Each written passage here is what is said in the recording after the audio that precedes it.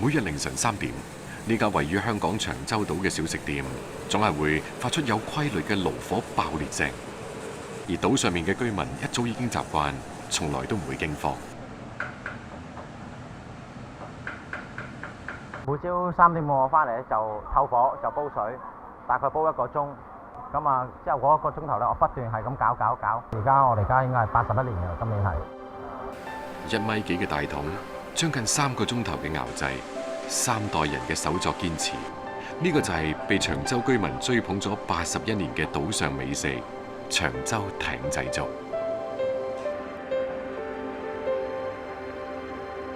即係每朝我都咁樣洗，每一桶我要洗3次，我3次水洗乾淨，咁啊攞去煲粥。如果用電啊，能源效率仲高添，咁啊成本仲低。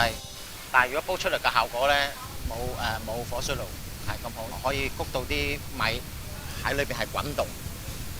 火爐前面呢一位叫黎永森，用火水爐煲粥係佢阿嫲喺1938年開辦粥鋪嘅時候就有嘅做法。煮粥唔係一件難事，眼前呢煲粥難就難在要等水滾嗰陣時先至可以落米。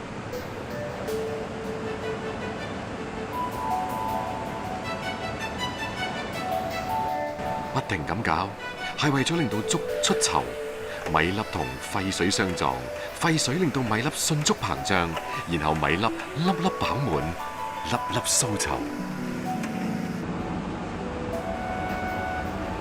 差唔多得㗎啦，而家開始爆花㗎啦。喺火水爐爆熱嘅作用底下，攪拌加快咗米粒爆花嘅速度。跟住嘅下一步係阿嫲靚粥嘅家傳秘訣——落腐竹。腐竹可以令到粥底更潤滑可口。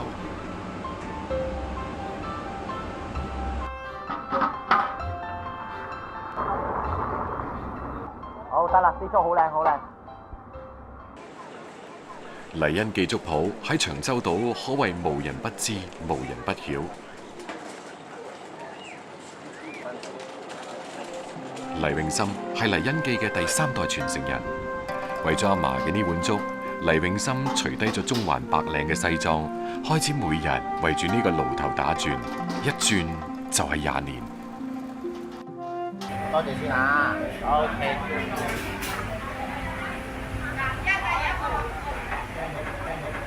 好。早晨。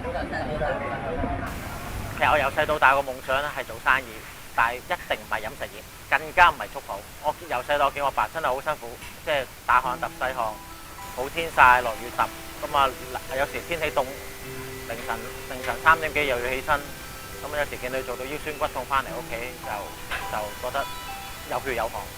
為咗傳承阿嫲同爸爸嘅手藝，黎永森左手攞湯殼，右手攞麵乾，面對轉業困難同壓力，撲面而嚟。最辛苦係覺得個熱度係好辛苦，好辛苦。我成日都辣到啊，做下做到有一排做個神經痛啦，企喺度都痛嘅，好辛苦，好辛苦，好辛苦。除咗一碗新鮮滾熱辣嘅粥，黎恩記仲有一種引以為豪嘅地氣小食——牛脷酥。牛脷酥、鹹煎餅同油炸鬼被稱為老廣嘅遊戲三寶。相比起老廣早餐嘅標配油炸鬼，令到老廣欲罷不能嘅鹹煎餅、牛脷酥似乎唔太出眾，甚至有啲後生仔連聽都未聽過。牛脷酥並唔係喺酥裏邊加咗牛脷，而係佢嘅形狀好似牛脷而得名。牛脷酥嘅主要材料有南乳、雞蛋、麵粉同糖。要做一口酥香可口嘅牛脷酥，秘訣嚟自麵團。嗱，而家就落啲調味啦，落啲鹼水啦，咁啊等佢唔好起得咁快啦，慢慢搞，因為要搞到鹽啊，慢慢去溶晒，同埋嗰啲種咧，慢慢溶晒落去。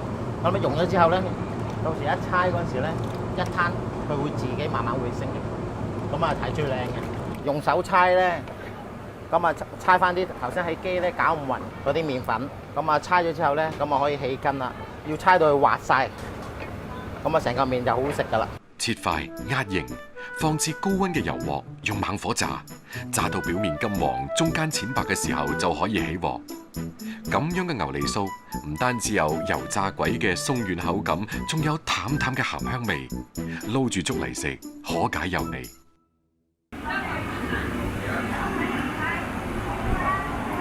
有粥食啦！嚟你自己食個艇仔粥啦！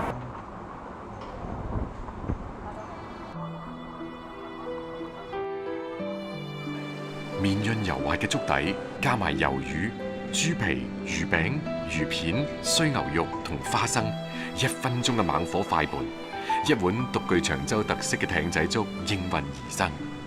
配埋牛脷酥、油炸鬼、鹹煎餅、白糖糕，伴隨住陽光捐入去大家嘅味蕾，叫醒咗長洲一日嘅幸福。黎永森話：黎恩記已經俾長洲居民追捧咗整整80幾年。佢要再長學20年，成就100年老店。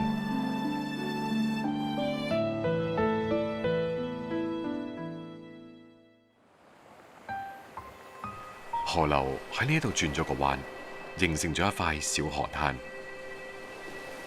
海河相連。呢度就係鯊魚涌。陳巧東係2005年嘅兵，退伍返咗屋企。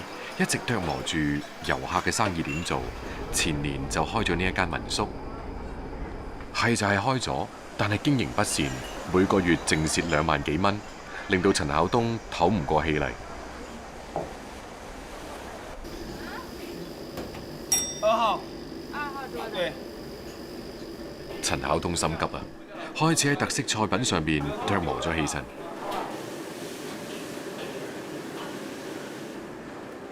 陳巧東自細就喺呢一片海裏邊游水，佢對海裏邊嘅一切都了如指掌。今日佢要向呢一片海尋求幫助，等佢間小店可以起死回生。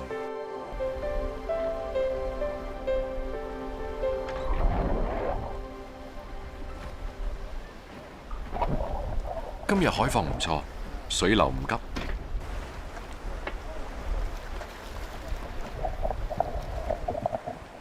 陳巧東到底喺呢一片海度揾緊咩呢？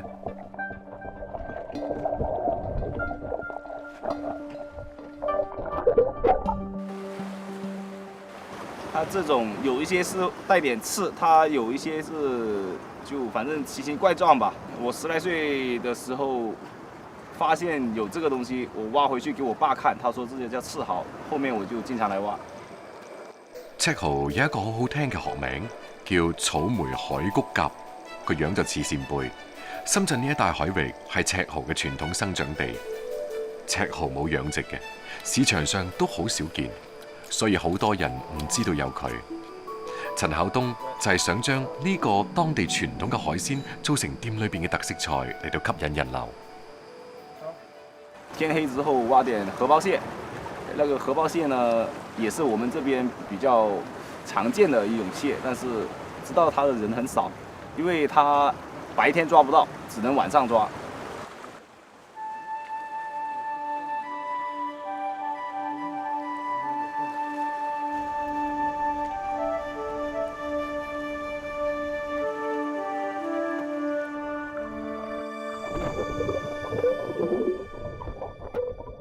陳巧東講嘅荷包蟹，本地人叫雷公蟹。傳說話，一旦俾呢一隻蟹咬到，只有雷公嘅叫聲先至可以令佢鬆口，而且殼上面嘅紋路好似閃電劈落嚟，所以民間就叫佢雷公蟹。因為白天它躲在洞裡面，它晚上才出來找吃的，所以一天黑就很容易抓到它。它動作特別慢，所以說用手抓的話就比較容易。雷公蟹係呢一片沿海漁民自古以嚟嘅美食，但係難登大雅之堂，因為普遍肉小殼硬，但係呢啲都並唔妨礙佢嘅鮮甜。今日係星期六，太太同細路都嚟鯊魚涌玩。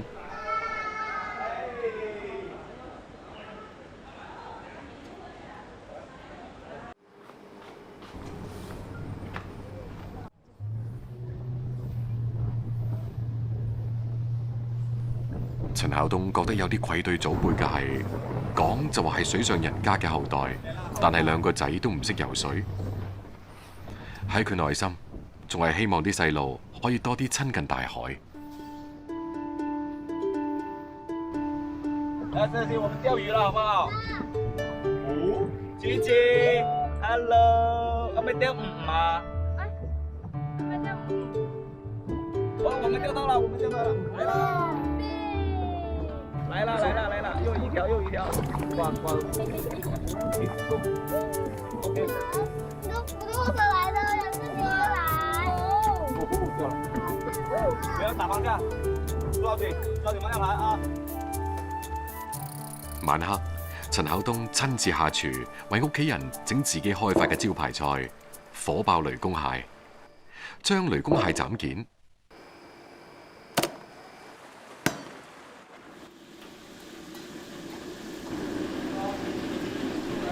落油鑊炸香，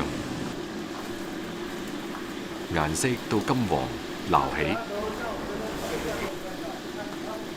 將鹹蛋黃炒碎，再倒入炸好嘅雷公蟹，翻炒回鑊，蛋黃均勻咁包住蟹肉，呢味火爆雷公蟹就搞掂。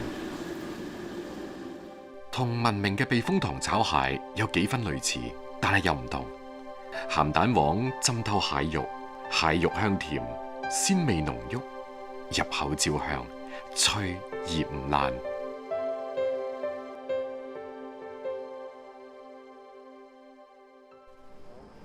煲水落米，放薑絲入去，少量花生油，將粥煮到9成熟，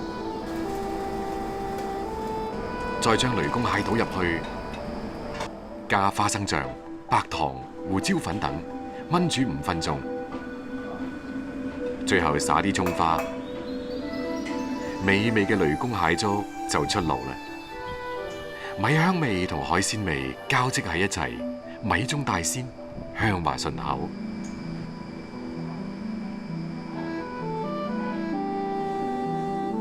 將醃製嘅蒜蓉粉絲放喺赤蠔上邊，就可以入蒸鑊。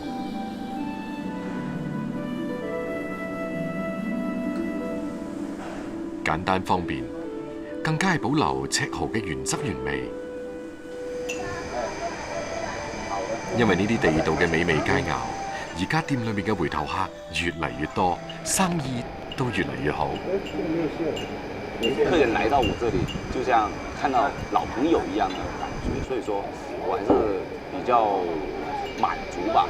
來過吃飯的人，來過這裡住宿的人，介紹朋友親戚過來的，都不是說外面過來找吃的找過來的，都是朋友介紹過來的。一個退伍兵，冇其他手藝，靠住生佢養佢嘅一方水土同唔認輸嘅拼勁。陳孝東為一家人遮風擋雨，勞動創造幸福生活。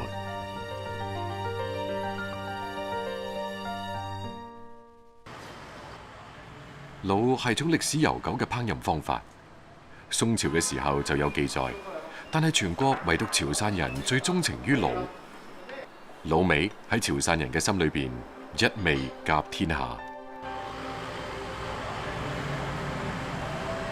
老闆，我經過朋友嘅介紹，我聽到恁黃光哥呀出國，等大個鹵煮過去，係地位麼嚟？原來黃哥招牌菜。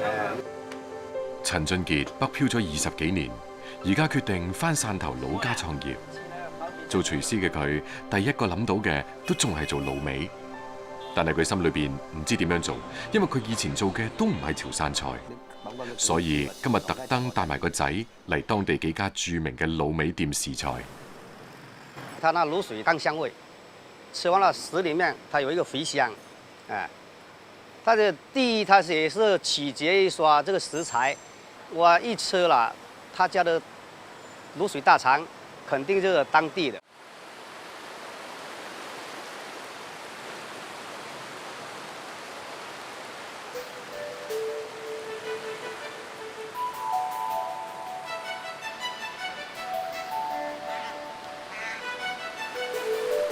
汕頭南澳大橋底嘅呢一塊沙灘，每日潮起潮落，迎嚟好多魚仔、蝦仔、藻類等海洋生物。呢啲高蛋白嘅天然飼料就變成咗海鴨嘅美餐。陳俊傑今日就係嚟揾呢啲海鴨嘅。它都没有脂肪，而且我们这个老鸭一般都是3年以上的。这个像这种海鸭的，跟咱们那宽养的，那个也是老鸭，那味道差别可大了。它这个老鸭，它这吃完了气燥不上滑，而且它的肉有弹性，有酒劲。我哋那你啲嘅天絲真係落特啲咧，水冷就調下力先，我好拉。陳俊傑返汕頭之前喺北京全聚德做烤鴨師傅，而家返到屋企創業做滷味，諗嚟諗去都仲係離唔開老本行，做鴨、滷鴨。今日陳俊傑帶埋老鴨乸去前尾村嘅陳俊安屋企，準備帶自己做嘅鴨俾啲朋友試下，聽下佢哋嘅意見。喺汕頭做美食唔容易嘅，汕頭人對食最挑剔。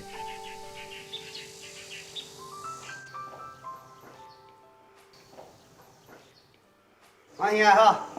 哎，來了哈。邊只講食老博士，那老兄弟隻鬼人，那每攞隻鴨來試睇口味。美貌我今日就我南出嚟，要大家咱來食一攤，好，食到呢啲係特色，好。哦，來，真。好朋友黃喜松都係做美食嘅老行家，喺汕頭嘅菜市場嗰度擺攤，擺咗3代人。最拿手嘅就係老豬腳同南乳肉。陳俊傑要做嘅就係滷水老鴨，好多調料落鑊，秘製豉油就係滷水嘅魂。唔同品質嘅豉油決定咗滷水風味嘅極大不同。等滷水煲滾，將老鴨放入去，不斷翻轉，令到佢表皮均勻上色。大火煮半個鐘之後，關到細火煮1個鐘頭，再關細，剩翻一啲啲火苗，燜1個鐘頭，咁樣就令到滷水完全入味。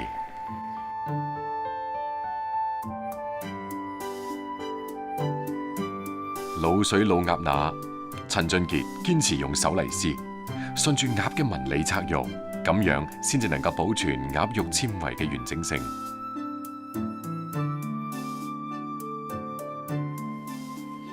黃喜松今日要做嘅係南乳肉，配料就簡單好多，南乳汁、白糖就搞掂，一條五花肉就係主角。調料落鑊，等湯汁滾咗之後，放五花肉入去，猛火燉煮20分鐘，再改慢火煮20分鐘，咁樣先至可以令到肉鮮嫩入味。撈出趁熱切片，擺盤淋汁，南乳嘅香味同滷水嘅香味風格各異。無需入口，一聞就知。你啱啱識我又你試呢個係厲害。袂嘛，這個配個就是作陪啊！哎呀，來寫台，食。你次次咧，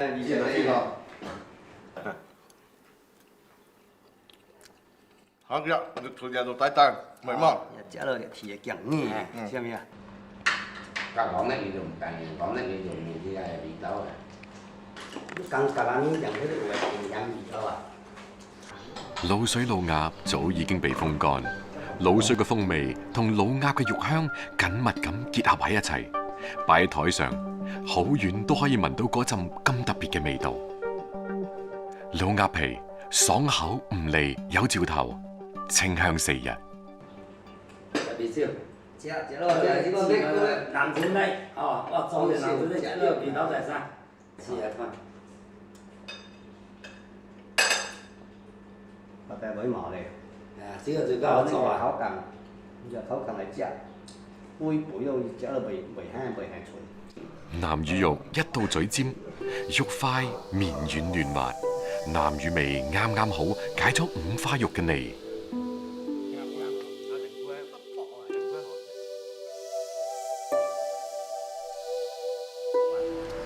陳俊傑嘅滷水老鴨既然得到咗朋友嘅一致認可，就即刻開起咗自己嘅小店。呢個亦都係佢北漂20幾年返屋企之後嘅立命之本。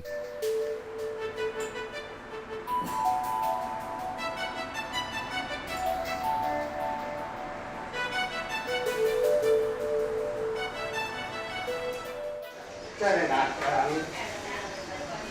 一攞啲都未講先，一攞。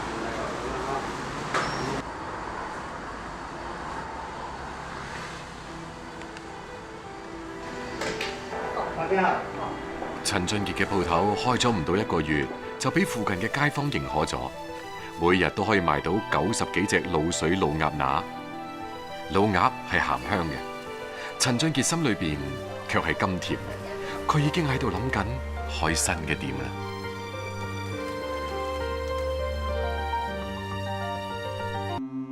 7、8月份的珠海外伶仃島，被一趟趟客轮送來的遊客打破寧靜。吸引遊人的除了美麗的海島風光，還有幾種大都市裡少見的海產品：汁水飽滿的狗爪螺、肉質結實的將軍帽，以及鮮甜中穿透着一絲苦澀的苦螺。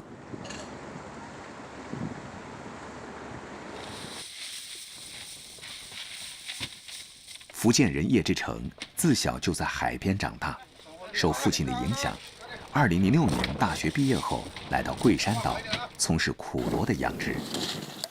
我們自己選苗的時候一定要留意，黑黑的呢就一定要留意了，因為這種頭苗投回去長出來的苗也是黑的，對我們這個品質會有影響了。像這種品種的呢就比較好了，長稜角的，顏色又可以，消費者就比較喜歡這種品種。對，我們下去了。別處收過來的小苦螺篩選之後，葉志成將它們投放到遊人難以涉足的海島周圍。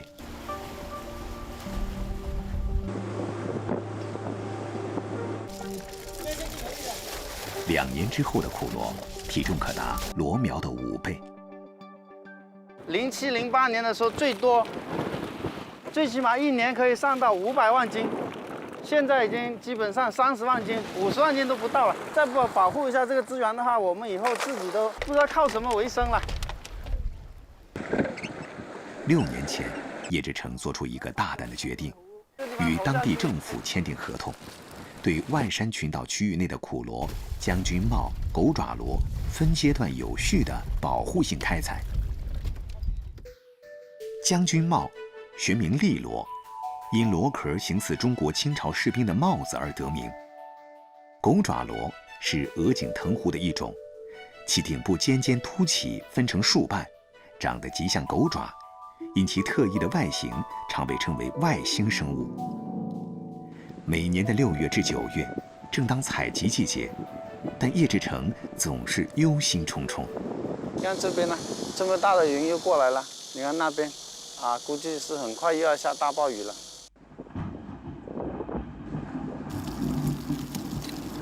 出海採螺，氣候條件要求嚴格，只有在東風、北風、東北風不超過5級，並且退潮到一定高度時，葉志成才會讓工人們出海。海島的天，孩兒的臉，大雨來得快，去得也快。因為這天氣，我們去哪裡開工啊？去沙門啊，看一下嘛。沙門有段時間沒去了，是吧？有沒有貨打的？去看一下就知道了。那我出發那邊看一下了哈。萬山群島有大小島嶼76個，很多島嶼之間相隔較遠且無人煙，還保持着半原始狀態。快艇出發半小時，葉志成和工人們到達三門島。採挖將軍帽與狗爪螺，必須要等海水退潮，每天的窗口期只有2-3個小時。今天是農曆15，是海水潮落的最低點，窗口期比平時多了1倍的時間。葉志成和工人們趁着大好機會，加快了速度。哇，這裡有好多將軍帽，個頭很大個，這個品質不錯。這些將軍帽在上面扒得很緊的，一不小心它就掉下去了，一定要用隻手把它擋住。這個你看好生猛，觸頭都在這裡動，它現在想找個地方又棲住在那裡了。将军帽一般通过附足形成的小吸盘，紧紧吸附在海边潮湿的礁石上。狗爪螺簇生于岸边的礁石缝隙里，一旦附着就终生不移，依靠爪子里的触须捕食海水里的微生物。狗爪螺是检验水质的好物种，越是污染少、人迹罕至的地方，长得越多，个头越大。也只有大个头的狗爪螺才符合叶之城的采集标准。你看这里狗爪螺这么多，我这狗爪螺太小了，还不能开采。像这个狗爪就品质还可以，比这个小的我们就肯定不能再打了。我们如果再打的话呢，这资源就很难保护得到了。哇，这个不错。一般像这么长的，里面肉就比较多，汁也比较多。胡连兵从事采集狗爪螺和将军帽10多年，基本上每天都要收获近30斤的狗爪螺和将军帽，是叶之城团队里最有经验的工人。哇，一个好大将军帽哦！这个最少要1年左右，一般有我这么大才合标准的。吃浪的地方长得比较大，我这个东西最怕就是浪，其他什么都不怕。